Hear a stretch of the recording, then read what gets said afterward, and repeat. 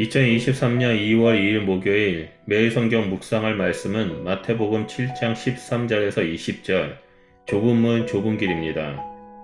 마태복음 7장 13절부터 산상수훈 전체의 결론 부분이 나옵니다. 예수님은 산상수훈을 마무리하면서 참된 제자도를 위한 명령과 경고를 하십니다. 예수님 말씀에는 제자도가 무엇인지 생생하게 보여주는 좁은 문과 좁은 길의 비유가 등장합니다. 제자란 좁고 사람이 찾지 않는 좁은 길을 걷는 자들입니다. 그와 반대로 넓고 안전한 길은 많은 이들이 찾는 길입니다.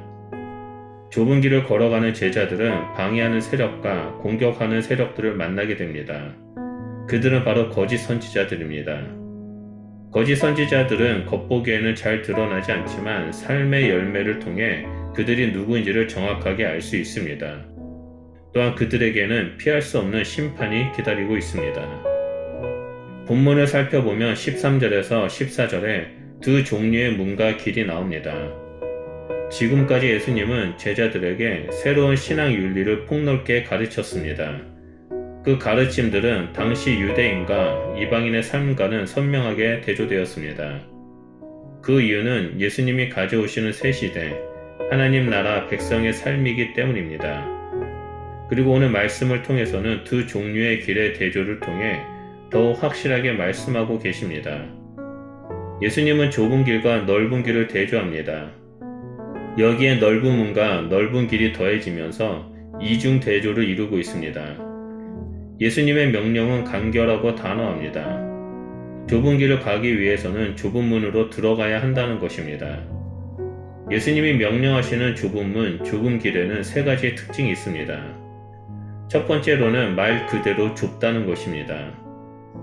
좁다는 것은 들어가고 걷기가 어렵다는 것을 의미합니다. 곧 고난과 핍박이 있는 문이며 길입니다. 하지만 이 길은 제자들이 들어가야 할 문이며 걸어가야 할 길입니다. 좁은 문을 여시고 좁은 길을 만드시는 분은 예수 그리스도입니다. 즉 예수님이 좁은 문과 좁은 길이 되십니다. 반면에 넓은 문과 넓은 길은 복음을 위한 고난이 없습니다. 이 길은 인간의 욕망대로 살아가는 멸망의 길입니다. 두 번째 특징은 좁은 문, 좁은 길에는 생명이 보장됩니다. 그 길의 끝은 완전한 생명이 있습니다. 이 생명은 하나님이 주시는 영원한 생명입니다. 좁은 길에서 마주하게 되는 어떠한 고난과 핍박도 그 생명을 빼앗아갈 수 없습니다. 반대로 넓은 문, 넓은 길은 멸망으로 인도합니다. 넓은 문으로 들어가는 순간 어떤 생명도 맛볼 수가 없습니다. 거기서 누리는 만족은 쾌락으로 안개처럼 사라지게 될 헛된 것입니다. 왜냐하면 그 길에는 예수 그리스도가 없기 때문입니다. 마지막 세 번째 좁은 문, 좁은 길은 사람들이 찾기를 꺼려합니다. 세상의 가치관과 정서에 반대하는 문과 길이기 때문에 찾는 사람이 거의 없습니다. 하나님 나라의 가치가 모든 사람에게 선포되지만 그것을 믿고 따르는 자들은 많지 않습니다. 앞서 예수님이 말씀하신 산상수훈의 모든 말씀은 좁은 문과 좁은 길에서 경험할 수 있는 내용입니다. 반면에 넓은 문, 넓은 길은 세상 사람들이 선호하고 언제나 북새통을 이룹니다. 예수 그리스도를 믿는 참된 제자, 성도들은 주저없이 생명의 길인 좁은 문으로 들어가 당당하게 좁은 길로 걷는 자가 되어야 합니다. 그 길에는 부활과 생명 되시는 예수 그리스도가 계시기 때문입니다. 그 다음에 15절과 20절을 보면 열매로 그들을 알리라 라고 예수님이 말씀하십니다. 산상수훈 결론 부분에 예수님은 세 가지의 경고가 등장하는데 그 첫 번째가 거짓 선지자들을 삼가라 라는 말씀입니다. 거짓 선지자들은 예수님을 믿고 따르는 제자들을 속여 좁은 길을 걷는 것을 포기하도록 만드는데 목적을 두고 있습니다. 그들은 제자들을 속이기 위해 양의 옷으로 위장해서 접근합니다. 거짓 선지자들은 넓은 길을 통해 멸망으로 인도합니다. 거짓 선지자들은 나름 진리에 정통하고 사람들에게 호감을 주는 화려한 언변을 가지고 있습니다. 하지만 거짓 선지자들에게는 참된 진리가 없습니다. 그렇기 때문에 그들의 삶에서 어떤 열매를 맺는지 보면 그들의 정체를 알 수 있습니다. 예수님은 좋은 나무와 못된 나무, 아름다운 열매와 나쁜 열매를 서로 대조시켜 구체적으로 설명합니다.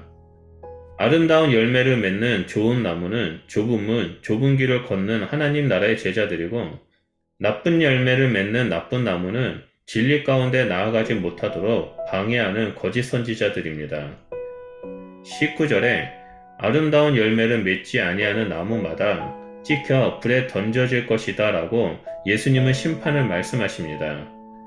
이것은 미성숙한 제자들에게 말한 것이 아니라 복음을 대적하는 자들에 대한 하나님의 심판을 말합니다. 오늘 우리는 마지막 때를 살아가고 있습니다. 마태복음 24장 24절을 보면 마지막 때의 현상 중 하나로 거짓 선지자들이 등장한다고 기록되어 있습니다. 오늘날 거짓 선지자들은 하나님 나라의 삶의 방식이 아닌 자기 중심적인 삶의 방식대로 살아갑니다. 이들의 말은 유창하고 설득력이 있어 많은 사람들을 현혹합니다. 그들이 참된 선지자인지 아닌지를 분별하는 눈이 필요합니다. 신앙 고백만으로는 충분히 파악할 수 없습니다. 그들의 삶 속에 하나님의 말씀을 적용하고 실천하며 선한 열매를 맺는 좋은 나무인지를 봐야 합니다. 또 오늘 본문 말씀은 예수 그리스도와 함께 아름다운 열매를 맺는 자가 되어야 한다라고 가르쳐주고 있습니다. 그러기 위해서는 우리는 늘 말씀 앞에 머물면서 말씀을 삶 속에서 적용하고 사랑을 실천하며 착한 행실을 맺는 자가 되어야 합니다. 예수 그리스도께서 우리에게 베풀어 주신 은혜와 사랑을 흘려보낼 때 그 사랑은 더욱더 풍성하게 될 것입니다. 말씀을 묵상하시는 모든 성도님들은 오늘 하루도 믿음으로 좁은 문으로 들어가 좁은 길을 걸으며 말씀을 실천하는 그리스도의 제자가 되시길 바랍니다. 그럴 때 삶의 열매를 통해 온 세상 가운데 아름다우신 우리 구주 예수 그리스도의 이름이 선포될 것입니다. 기도하겠습니다. 하나님, 우리가 이 땅에서 믿음의 길을 걸어갈 때 좁은 문으로 들어가 좁은 길로 걸어가야 하는 예수 그리스도의 제자임을 알려주셔서 감사드립니다. 우리가 하루하루 살아갈 때 성령님께서 인도하시는 좁은 문, 좁은 길로 걸어가겠습니다. 그래서 결국에 하나님께서 우리를 위해서 준비하신 영원한 생명 가운데 나아가겠습니다. 하나님, 우리가 이 땅에서 늘 승리하는 삶을 살아갈 수 있도록, 그리고 착한 행실을 통해 아름다운 열매를 맺는 자가 될 수 있도록 성령 하나님 우리의 삶을 주관하여 주시고 역사하여 주시옵소서. 우리가 하나님 말씀대로 순종하며 살아가겠습니다. 우리를 통해 일하여 주시옵소서. 감사드리며 예수 그리스도 이름으로 기도합니다. 아멘.